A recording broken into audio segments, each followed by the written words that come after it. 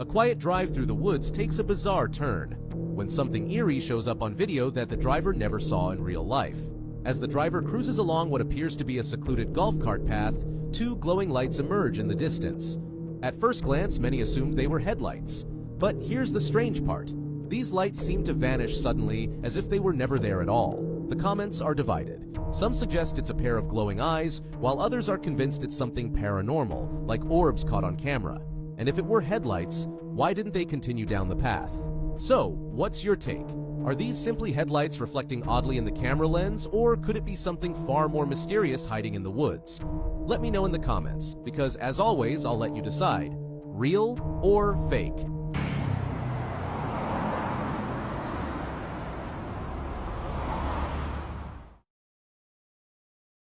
Do you guys remember that story from Isaiah where the Assyrian army was marching to Jerusalem and God said that I will not let them enter Jerusalem, and he sent an angel, came down and killed the entire army? Thus said the Lord concerning the king of Assyria, he shall not come into the city or shoot an arrow there or come before it with a shield or cast up a siege mound against it. By the way he shall return, and he shall not come into the city, declares the Lord. For I will defend the city to save it for my own sake and for the sake of my servant David. And an angel of the Lord went down and struck down 185,000 in the camp of the Assyrians. Apparently just found proof of that battle. No way. This archaeologist, he went and he found this old ancient Assyrian coin looking thing. And basically what it was a layout for an army and like what mountain peaks that they're at and stuff. And he's like, oh, this matches what I've seen in this one region, but no one had explored or dug or lived in this region for thousands of years. And so he went there and did pictures and stuff, and sure enough, it matched up exactly where this battle would have taken place. That's crazy. Yeah. It's called the glitter conspiracy. So there's these main glitter manufacturing. It's called GlitterX. And one guy from the New York Times went, and it was like weirdly top secret. He was talking to one of the higher ups. Because there's a shortage. Yeah, so that's the biggest thing. There's a shortage in the world. He started talking to him just because he's like, okay, so there's a shortage. What's happening? Who's your bit? Like, he's just asking questions. Yeah, and so he asked if he can get a tour of the place, and the guy's like, absolutely not. Why? He said you can't. He said you can't see the glitter being made. Why? He said you can't even be in a room next to it and hear how it's being made. What about the sound of it being made would Don't know. ruin What if the it's just secret? aliens? But he asked the lady, who are the biggest buyers? There's one company, she said, that is the biggest buyer of all glitter. And he says, what is it? And she's like, I can't tell you that. Or he said, if I looked at it, would I know it's glitter? Talking about the product that they use this glitter and the main buyer of glitter. And she said, no, not really. She said, they don't want anyone to know that it is glitter. She started hearing tapping on her door, but as she opened it, this happened. A girl named Noile from Ecuador was home alone, getting ready one morning, when she begins to hear strange noises outside her door.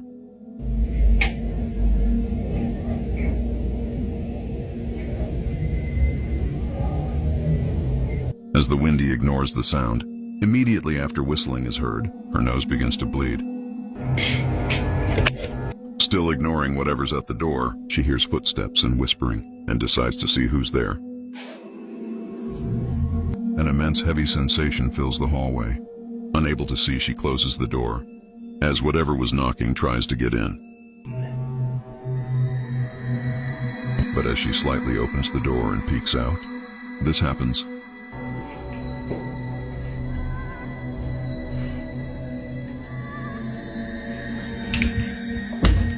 A loud crash can be heard outside as she grabs her things and leaves the house. So there's this. No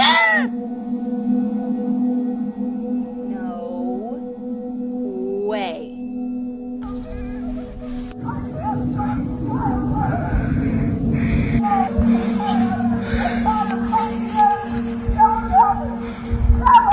Ashley. So I check into my hotel room and immediately see this. You see that line under the door?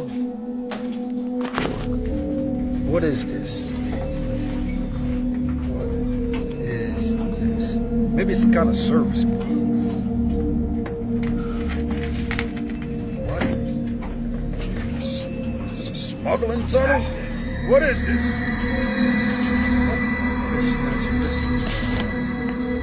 This is crazy. This is a hotel. Stick it all the way in.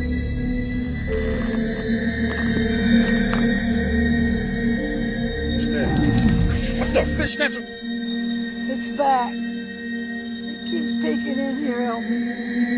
Oh my goodness gracious, what the hell? Ain't nobody in the other room. Look at this. Oh my gosh. Oh, my pistol's in the other room.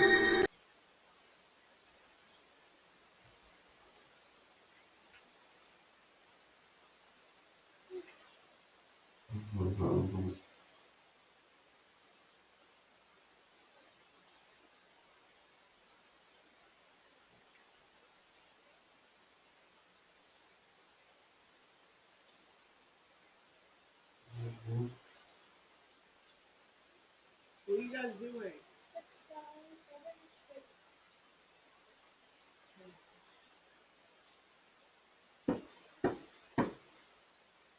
What was that?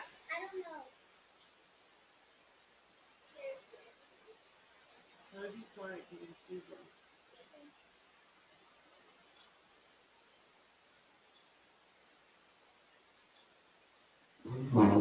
What the fuck? Come on! Come on, guys!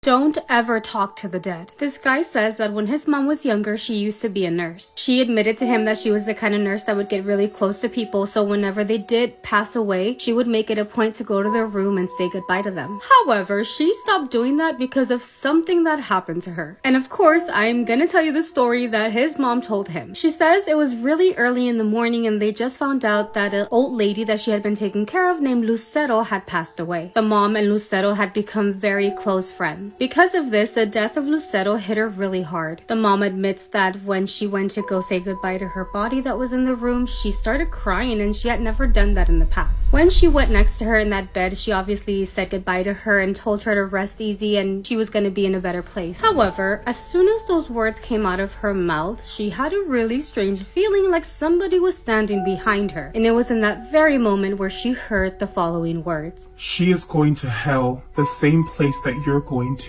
The mom started shaking like she was in shock, and it was to the point where she didn't realize when this happened, but Lucero, the lady that had passed away, her hand was holding on to her arm very tightly. When she noticed that, Lucero's hand holding on to her, she immediately screamed so loud to the point where her co-workers come running into the room. When they walk into the room, they were all in shock because Lucero's body was thrown on the ground facing down, like her face was down on the ground. The reason why everybody was in shock was because they all knew that Lucero was already on the bed and tied up. You know how they tie those bodies up so they don't move? She had been tied up. How did she end up on the ground facing down? When Lucero's family shows up to the hospital, the mom immediately goes up to them and asks them if they're gonna have a mass for her. Unfortunately, the family told her that they were not believers in God and that Lucero had never even been baptized. The mom asked the family for permission to maybe bring a priest to bless the body, and because they knew how close the nurse was to Lucero, they actually agreed. So the mom actually calls up a priest that she knew and told him everything that had happened. The priest went ahead and blessed the body, and before he left, he went up to the mom, the nurse. He does end up telling her that she needs to be very careful when she's talking to a dead body. That if she's going to continue to be doing this, she needs to make sure that the people are actually baptized. Basically warns her to not talk to the dead. In my head, I'm like, nurses already have a hard-ass job. Can you imagine just, adding, make sure you're baptized to the fucking list because you will experience some crazy shit. New fear unlocked. But what do you guys think? Alright, going randonauting, and it took us to this shady park in the middle of nowhere, so let's see what we find. All we see so far is like trees, a bridge. I think we have to go over this bridge, and our location's a little down there. What the fuck? Oh, what the fuck? Should we keep going? What the fuck? Oh my god, is she following us?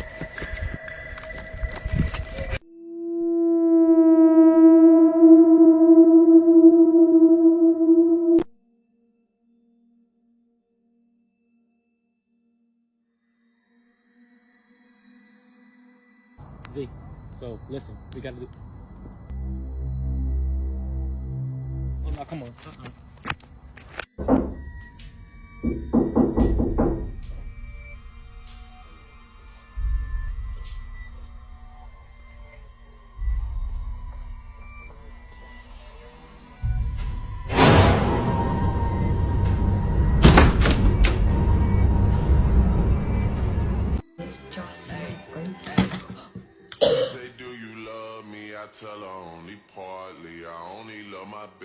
Staring at my ceiling right at work, and then like I see this light right, and I go over here. What is that?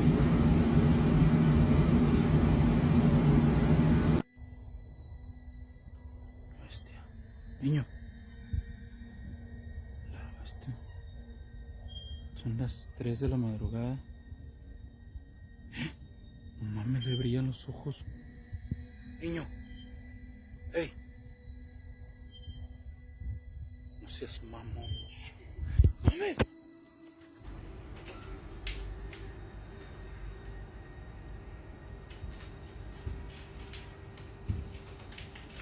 I found this bell in a forest. What will happen when I ring it?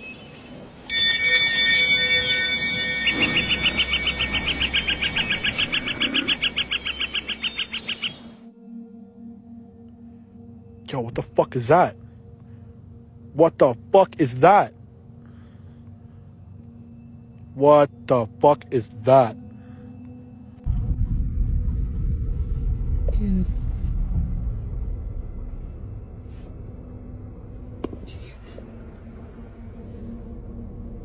What the fuck?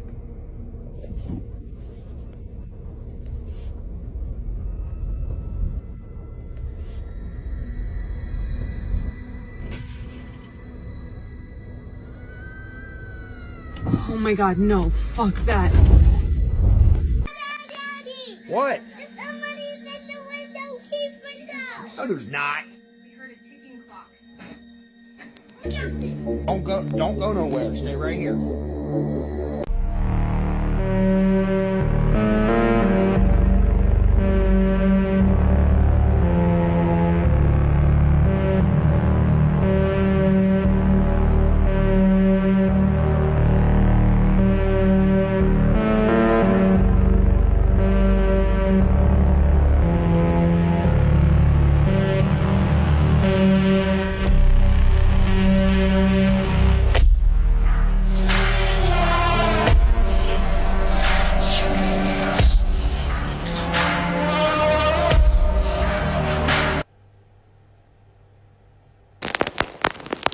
It's just a peaceful night here. Get ready to go to bed myself. What the fuck is that? What? Oh, God! Fuck! A peaceful night with her dogs turns into a moment of sheer terror when something unexplainable happens. As the camera pans across the room, everything seems calm, until the dog's behavior shifts. One dog goes into alert mode, tail raised and focused on something unseen. Then, in the blink of an eye, a shadowy figure darts past the doorframe, moving unnaturally fast. The woman's startled reaction, combined with the dog's intense focus, has left viewers convinced this wasn't just a trick of the light. Was this an intruder, or something far more chilling? Comments flood in, with some calling it the most convincing paranormal footage they've ever seen. The dog's reactions make this undeniable, one user writes, while others point out the eerie speed of the shadow. A few skeptics suggest it could be a family member or a prank, but even they admit the timing and the dog's behavior make it hard to dismiss. Could this truly be evidence of the paranormal, or is there a more logical explanation? Have you ever heard of third man syndrome? No. Okay, super weird. So third man syndrome has been explained by scientists of kind of a weird phenomenon that happens with mountain climbers. So these people who are climbing on mountains, who are on the edge of death or edge of just giving up, have experienced very similar things at different times, unrelated to each other, where they see a person that motivates them or gives them proper advice to continue moving forward. There are people like, okay, my parents weren't mountain climbing, but this happened and it cannot be explained. And then I found a story, and it was this woman who had heard a voice in her head that said, go see a doctor about your brain. Oh. And so she was depressed, she was having some trouble, so she went to a psychiatrist to go to this place. It was a specific part of the London hospital that dealt with brain injuries, and the voices told her that she had a tumor. They discovered a tumor. Oh my gosh. And they were able to remove it, and then she continued to leave. And then when she That's went wild. home, she heard the voice one more time for the rest of her life, and it said, "We were glad to be of service." Ew, weird. Oh my gosh. Never get close to an accident in the middle of the night. Or at least that's what this guy says because of what happened to him. This happened 10 years ago when the guy was 30 years old and bought his first car. He actually bought the car without even knowing how to drive, so he says that it took him a month to learn and get his license. And it just so happened that when he got his license, he also got a week off of work for vacation, and he planned to go to Querétaro because that's where all his family is from. He also invited his girlfriend on this trip, and they decided to leave in the middle of the night because there wouldn't be that much traffic. The amount of times I would leave at 3 in the morning from Austin all the way to the valley, I'm so glad this never happened to me. So they're on the road, and he says that him and his girlfriend are singing along to some music. In that moment is when he starts to see from afar that there is a car with its headlights just blinking, and as they're getting closer, he notices that the car was actually flipped upside down. They could tell that it was an accident and it was a family inside that car. He said he could tell that they had hit one of those like cement medians, and that he knew there was a family in the car because he could hear all of them screaming for help. So when he finally gets next to the car, he just wants to make sure that there is somebody in there, they do need help, and indeed he hears all of them screaming very desperately. Because he sees a lot of like oil and gas coming out of the car, he got scared and he did reverse back at a distance. That way he's not close to the car if it decides to like explode or anything like that. When he parks the car, he tells his girlfriend to stay in the car and to call the police for help, and he gets out because he wants to go help the family. He approaches the car very carefully, and at that point there was nobody screaming for help anymore. He says that the only thing he can hear is like the gas or the oil just leaking out of that car. So as he's about to kneel down to look into the window of the car, he feels an arm on his shoulder and a male voice behind him saying, "Hey young man, can you please help me get them out of the car?" When he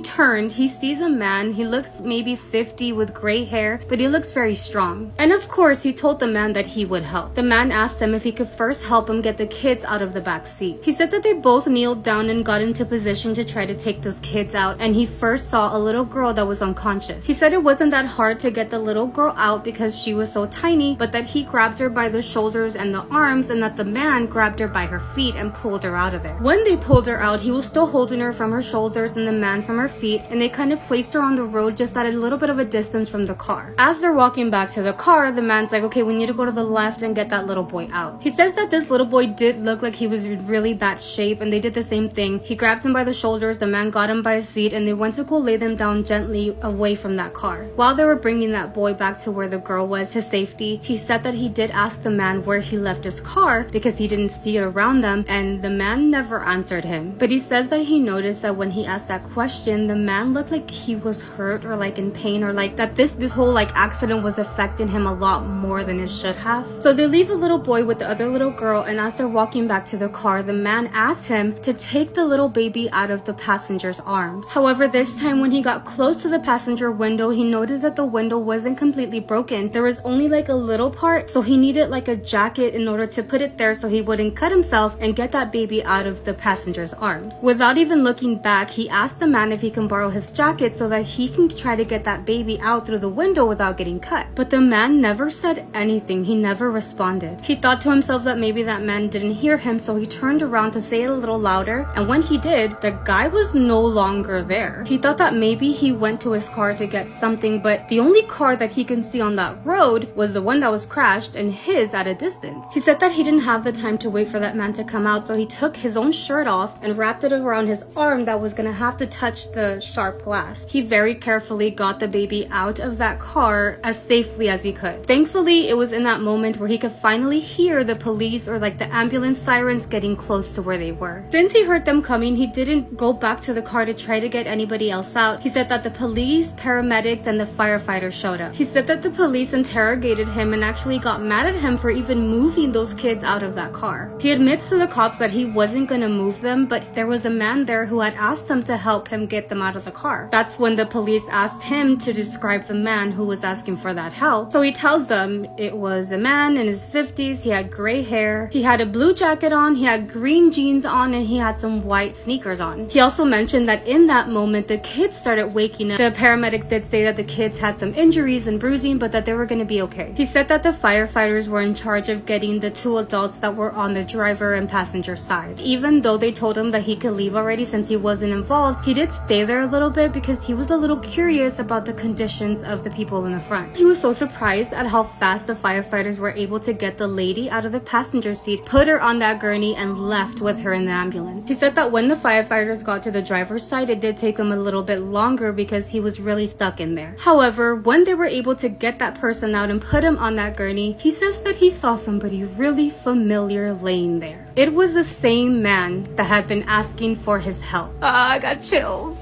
But trust me, you do not expect this ending. He said that the only difference was that he could see some injuries all around his face, but it was the same man. The hair, the jacket, the jeans, like his tennis shoes, it was the guy. Even when he turned to look at the police, they were all in a state of shock because that was the same man that he had just described to them moments ago, and they were looking at each other like, what the fuck? He says that he did not hold back. Like, he even went up to him and said, that's the man. That's the man who asked for my help. That's the guy who helped me take the kids out of that car. He said that the cops were like already shaken, but then they turned to anger and were like, you need to stop. You need to leave. Like, you don't have anything to do with this anymore. He didn't want to give the cops any more trouble, so he agreed to leave. But as he's walking to his car, he's like, I was so confused. Like, what just happened? He can see that his girlfriend was asleep in the car, but when he opened the door, she woke up. With a very shakily voice, he asked his girlfriend if she had seen the guy who helped them take the kids out of the car. And her answer left him in even more shock because she tells him that she saw only him getting that boy and little girl out of that car. He insisted that it wasn't him alone because he was like, I was only holding on to their shoulders and their arms. The other man was holding on to their feet.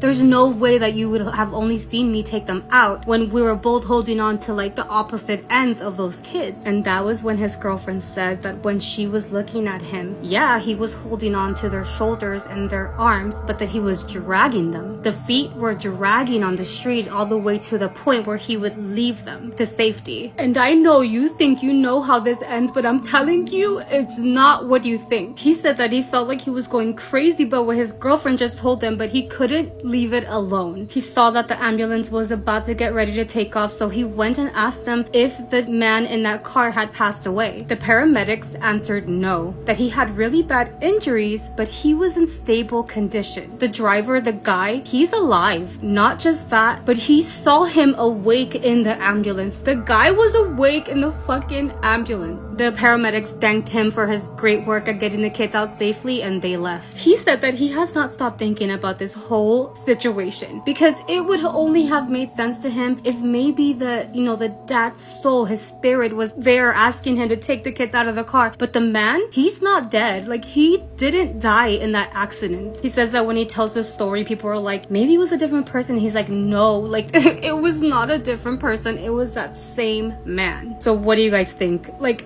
to me, it would also make sense if he had passed away. Maybe his soul was trying to help him save his children and his wife, but the guy was alive. Or it could have been like, maybe did he die for a moment? I don't know. What do you guys think?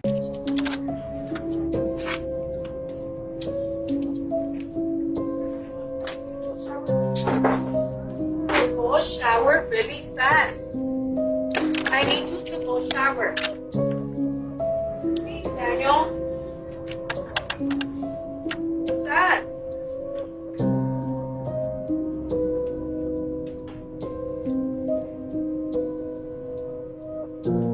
Who is that? Get out of here!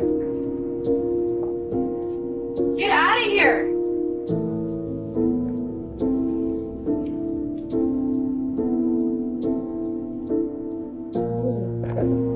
Are you good?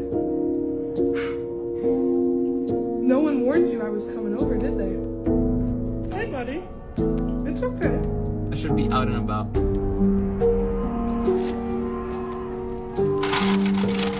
My keys, bro. What the fuck was that? What the fuck?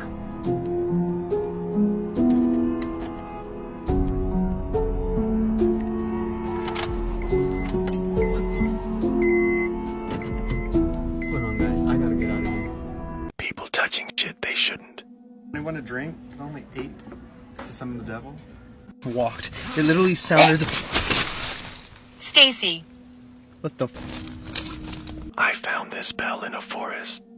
What will happen when I ring it?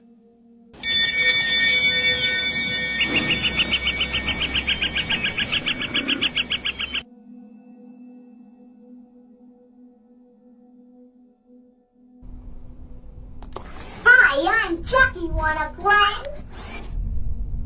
A McWouija, and it comes in a little fry box. Check this out. And a Grimace planchette. What am I gonna get? And it's just right there. Say, do you love me?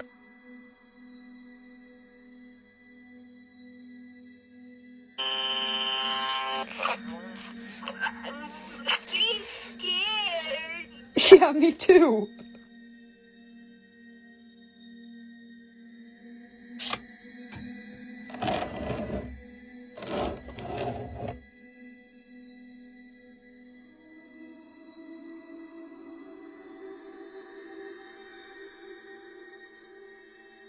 Another day, another fishing in somebody's wall. Let's get rid of some of this. What is this? Oh, tough. Nope. Nope, back in the wall. Never to be seen.